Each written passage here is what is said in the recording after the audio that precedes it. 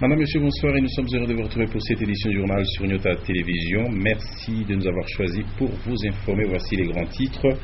Nous vous parlerons de la réinscription qui est de plus en plus difficile pour les candidats malheureux aux examens d'État et pourtant dans leurs propres écoles où ils ont échoué. Notre consoeur Janine Mbouchou a fait une petite enquête à ce sujet. Puis on reviendra sur ces efforts fournis au quotidien par la Société nationale d'électricité SNEL Katanga afin de desservir la population en énergie électrique, et cela malgré les faibles précipitations que connaît le bassin d'eau à travers le Katanga.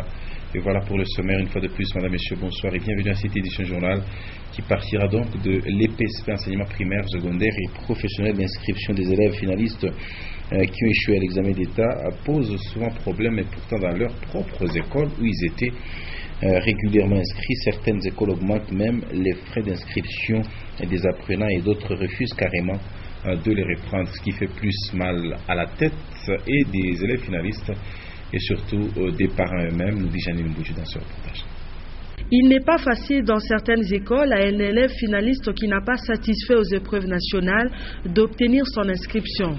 Pour éviter de récupérer les finalistes malheureux, quelques écoles remettent aux élèves les dossiers avant même la passation des examens d'État. D'autres encore exigent à ces derniers de payer les doubles par rapport aux élèves qui viennent de la 5e année. Ces enfants-là s'absenter et puis les frais payés avec des difficultés, voilà les conditions pour un renouvellement de l'année. On a jugé bon peut-être que ces enfants-là ne puissent être encore admis.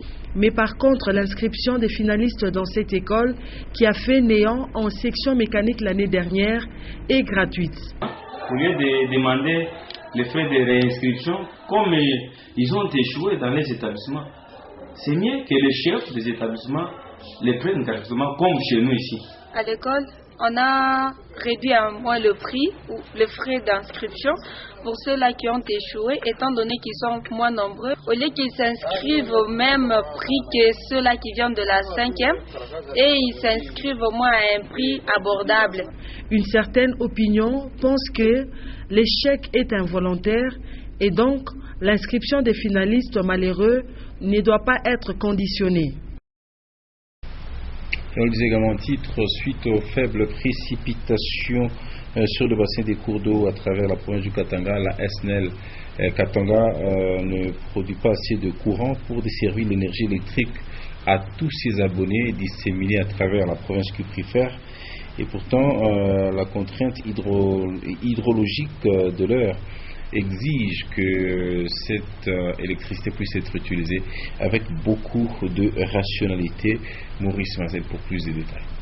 Aujourd'hui, la Société nationale d'électricité se mesure à plusieurs difficultés pour produire, transporter, distribuer et commercialiser le courant électrique.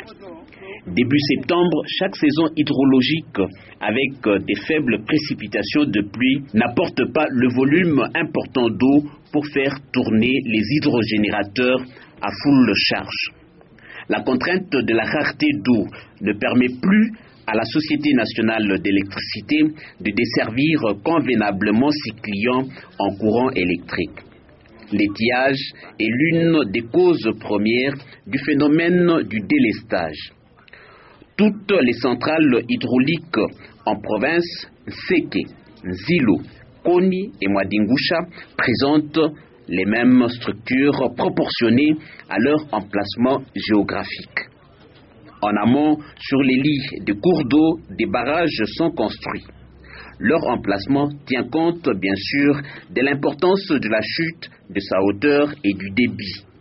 La construction de tout barrage se réfère surtout à la période de crue et d'étiage la plus extrême que le bassin hydrologique a déjà connue dans son histoire. Au Katanga, les barrages sont des ouvrages en maçonnerie ou en rochement. Et puis la date du lundi 10 août 2015 restera jamais gravée dans la mémoire des agents de la Société congolaise des postes et des télécommunications SCPT en sigle qui ont commencé à toucher leur salaire par voie bancaire. Une grande cérémonie qui s'est déroulée en présence d'une forte délégation venue de Kinshasa mais également du nouveau directeur de SCPT. Suivez.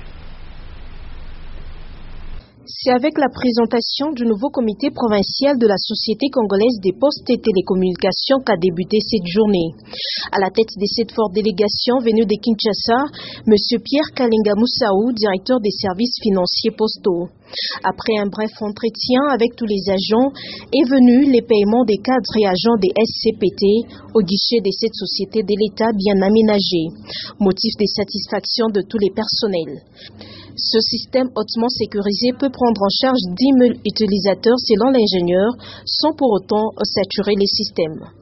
Pierre Kalinga Moussaou donne ici les avantages du CCP et d'autres services qu'offre la Poste. Avec le compte chèque postal, c'est le compte courant, donc vous avez votre argent à tout moment. Vous pouvez faire le virement, vous pouvez faire toutes sortes d'opérations à travers toute la République démocratique du Congo. Par la même occasion, le nouveau directeur provincial des SCPT est revenu sur l'importance de la Poste qui continue à fonctionner. Rien ne remplacera la Poste, parce que nous sommes partout, dans tous les coins du pays. Donc là où les autres ne peuvent pas arriver, mais la Poste va arriver. Cette innovation est attribuée notamment au directeur général des SCPT, Didier Mousseté, qui en moins de 4 mois de sa nomination par le chef de l'État a pu produire des œuvres palpables. Après l'étape de Lubumbashi, la délégation va se rendre à Likasi, Kolwezi, Kamina et Kalemi pour la même opération. Et voilà, mieux vaut tard que jamais. On va se rendre à présent du côté Kamina, où certains villages dont Kinkung qui connaissent le phénomène de maternité précoce des jeunes filles, encore sous la responsabilité des parents. Eh bien, nombreuses de ces filles sont celles qui tombent enceintes avant même d'atteindre l'âge de 19 ans, ce qui a des conséquences tout à fait fâcheuses sur la santé, Consolant Tranja. Au moment où une lutte acharnée est menée pour envoyer la jeune fille à l'école, à Kamina, les sensibilisateurs ont encore du pain sur la planche. Au village Kinkunki, plusieurs filles portent des grossesses, et cela pendant qu'elles sont encore sous le toit parental. Et ce sont les filles dont l'âge varie entre 14 et 19 ans. Pourtant, les cas de fistule tant décriés sont souvent occasionnés par une maternité précoce de la femme. Une vie sexuelle et une maternité entamée précocement est aussi soupçonnée par les gynécologues d'être à la base des traumatismes psychologiques et physiques. Elle pourrait aller jusqu'à entraîner la mort de la jeune fille et ou du bébé lors de l'accouchement.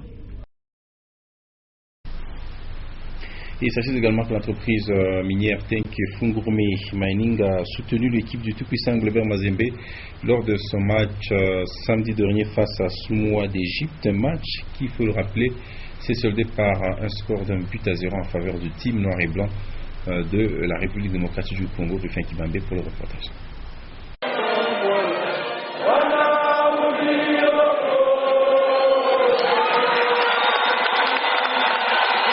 Pour cette 4e journée du groupe A de la Ligue des Champions, le TP Mazembe était face à Samoa d'Égypte. Tenke Fungurume Mining, l'un des grands sponsors du TP Mazembe, ne pouvait manquer cette rencontre dont une victoire donnerait une bonne option au TP pour la suite de la compétition. À la mi-temps, le score est resté inchangé, 0 but partout. Les fans du TP gardent encore espoir de voir leur équipe remporter le match. Mazembe n'a pas joué, c'est peut-être parce que Mazembe avait une équipe très prenable. Je pense que Mazembe va gagner le match. Mazembe va prendre les 3 points. La deuxième mi-temps sera plus que favorable pour les TP Mazembe. Le but d'A Salé électrise tous les stades, y compris le box VIP de TFM. Nous menons déjà 1-0. Le match est en train de se jouer.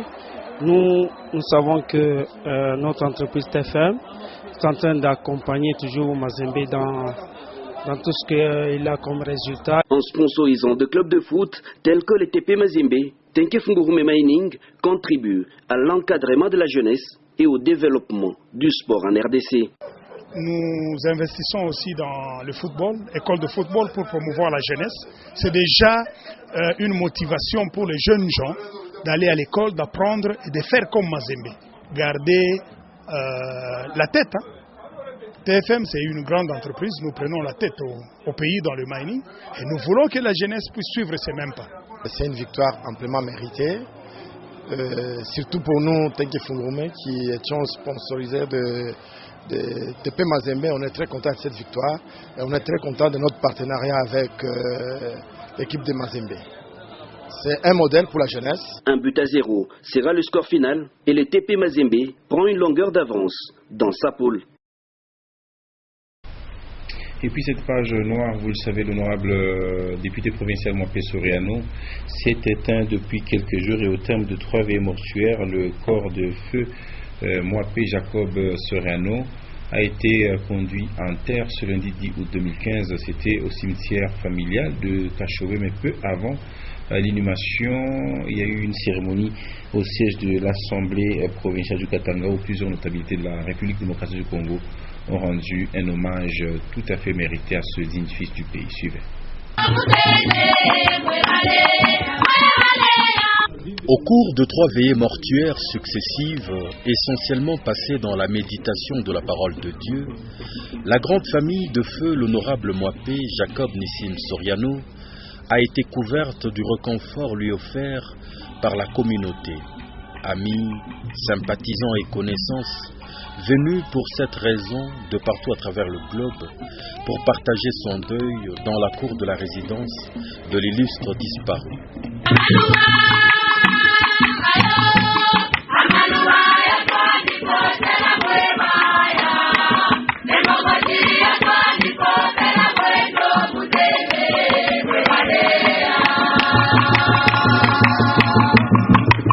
Ce dimanche 9 août 2015, comme les 2 précédentes nuits, une messe y a été dite avec le thème particulier de l'Assomption de la Sainte Vierge Marie. Nos frères qui sont morts, ils sont morts physiquement, mais ils vivent dans une autre dimension, dans la dimension de l'éternité. Ils contemplent le visage de Dieu, ils regardent la splendeur de son amour, ils le voient tel qu'il est dans sa splendeur. Messe après laquelle, à leur façon, les 100% ont rendu hommage à l'honorable Jacob. Le lundi 10 août 2015, son corps est élevé de la morgue de l'hôpital Afia Don Bosco dans une ambiance grise de tristesse.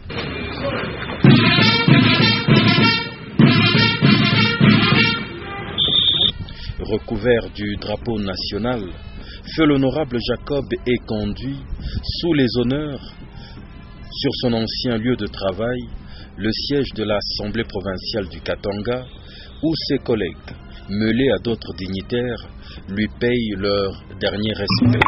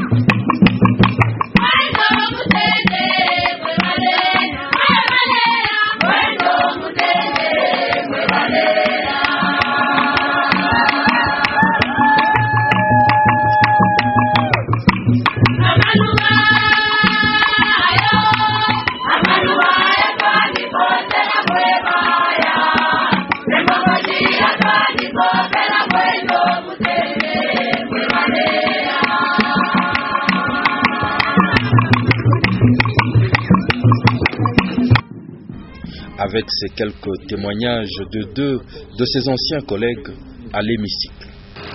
Soriano était parmi les Congolais qui ont lutté contre la pollution et la destruction de l'écosystème. C'est pour cette raison qu'il a présidé la grande commission de l'environnement et ressources naturelles au sein de notre assemblée provinciale qui venait de se terminer. Il était un homme comique et quelquefois colérique, mais pas rancunier. Il se fâchait au moment des faits et oubliait après quelques instants. Il était conseiller de première heure dans le moment difficile et prêt à rendre service sans condition, surtout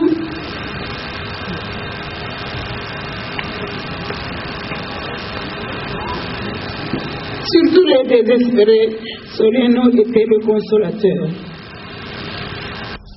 Ce sera donc à Longé que feu l'honorable Jacob siégera pour la dernière fois en ce lieu. Il sera par la suite repris et conduit à l'aéroport de la Loano, escorté dans la solennité et la dignité.